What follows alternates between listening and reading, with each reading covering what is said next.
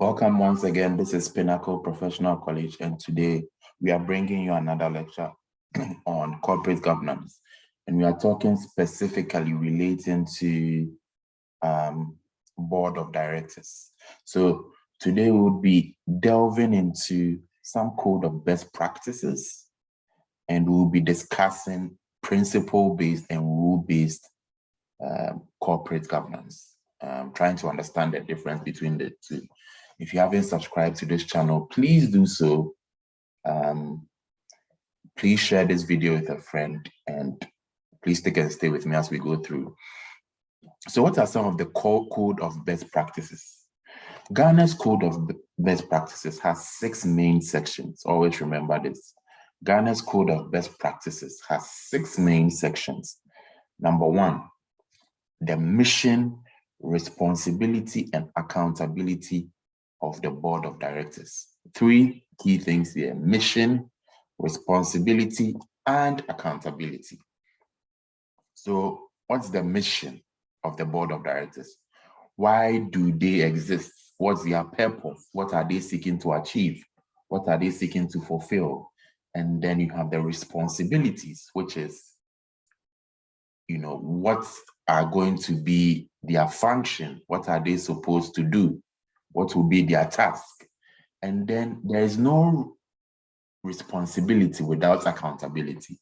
So if they are tasked to achieve, tasked to fulfill, there should be some form of accountability in that regard. And so we are looking at 3 things. Number 1, mission, responsibility, and accountability of the board of directors. Then you have the second thing we talk about here is committees of the board. So the board will have some committees, and the committees will be assigned specific tasks or specific goals to achieve, or specific things to oversee. So that's number 2. Number 3, relationship to shareholders and stakeholders. What's the relationship of the board to shareholders and stakeholders? This is very, very important. And then you have financial affairs and auditing. One of the key things when it comes to running organizations is the financial affairs, is the finances of the company and how well they are being managed. And so auditing comes to play in terms of the numbers, in terms of the financials of the organization. So you have financial affairs and auditing. Number 5, you have disclosures in annual reports. Disclosures are basically ongoing communications of what's happening in the business, ongoing communications. Anytime you hear disclosure, that's what should come to your mind, ongoing communications. We cannot talk about all this without talking about ethics. So there should also be a code of ethics, So Ghana's code of best practices has 6 main sections. Number 1, you have the mission, you have the responsibility and accountability of the board. Number 2, you have the committees of the board. 3, you have the board's relationship to shareholders and stakeholders. Number 5, you have financial affairs. Number 6, you have disclosures. Number 7, you have the last one, you have code of ethics. It's very, very important. Very, very important. So when we talk about Ghana's code of best practices, these are the 6 sections that we are focusing on. These are the 6 sections. Now, we cannot talk about corporate governance without understanding these 2 key concepts: principle-based and rules-based. Principles-based and rules-based. Now, what does this mean? What does this mean? What does this mean when we say principles-based? When we say a code of corporate governance is principles-based, it basically means that, it's supported or driven by guidelines, by guidelines or provisions, rather than rules, or laws, very, very important. When we say rules-based corporate governance, we are talking about a code of corporate governance that is laden with laws and do's and don'ts.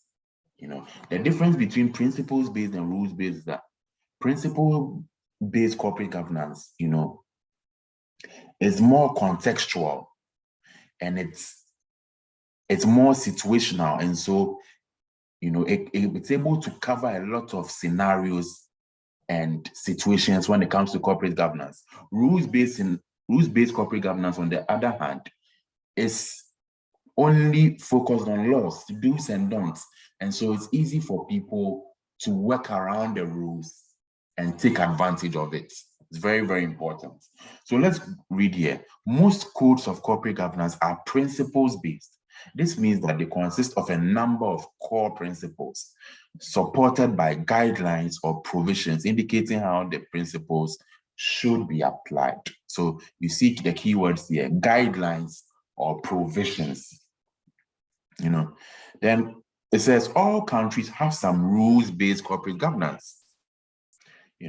So when you hear rules-based corporate governance, you are talking about regulations, you are talking about law, you are talking about rules. Some countries have more extensive corporate governance laws than others, and so are rules-based systems. One key example of a rules-based system is in the USA. It's in the USA, what we call the Sarbanes-Oxley Act. The Sarbanes-Oxley Act, or SOX. That's an example of the rules-based system. You can just Google it and get more information about it. The Sarbanes-Oxley Act. However, Ghana's code is not rules-based. Ghana's code is not rules-based because it's a voluntary code.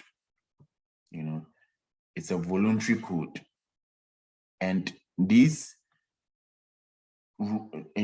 principles that are set out in Ghana's code are more indicative. They are indicative rules. They are indicative principles. So I say here that Ghana's code is not rules-based because it is a voluntary code. However, it does not set out any corporate governance principle. It might be described as a voluntary set of indicative rules. A voluntary set of indicative rules. So we have principles-based and you have rules-based. Always remember, principles-based focuses more on guidelines and provisions rather than rules. Rules-based focuses on regulations and laws. Either of the two have the advantages and disadvantages.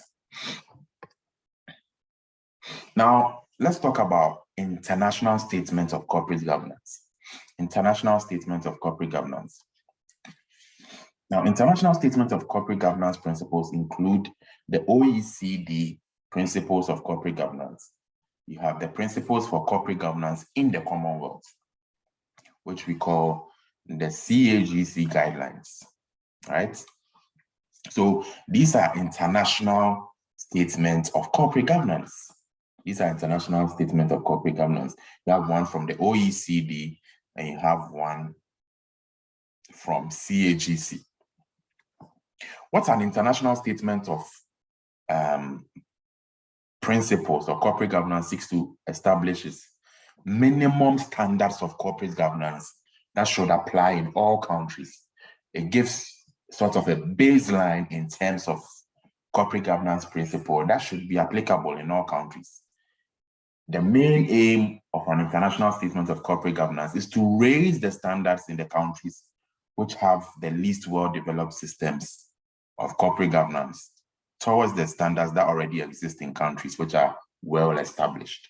So number one, the international statement of corporate governance seeks to establish a baseline for corporate governance across all countries. Number two is to raise the standards of countries that are not so developed when it comes to corporate governance, and bring them to a level where they can rub shoulders with countries that are well established when it comes to corporate governance.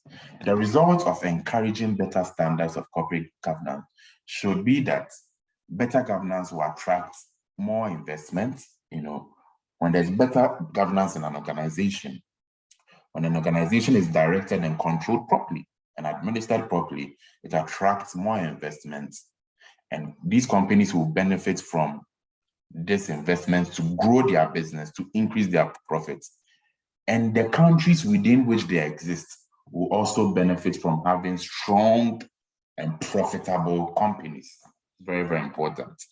Very, very important. So this is what International Statement of Corporate Governance seeks to do. This is what it seeks to do. So the ripple effect on the company and on the nation as a whole is huge. And that's why these International Statements of Corporate Governance are designed. They are designed in order to offer a baseline for corporate governance. So thank you for watching. If you haven't subscribed to this channel, please do so. Please share this video with a friend and have a good day. Bye-bye.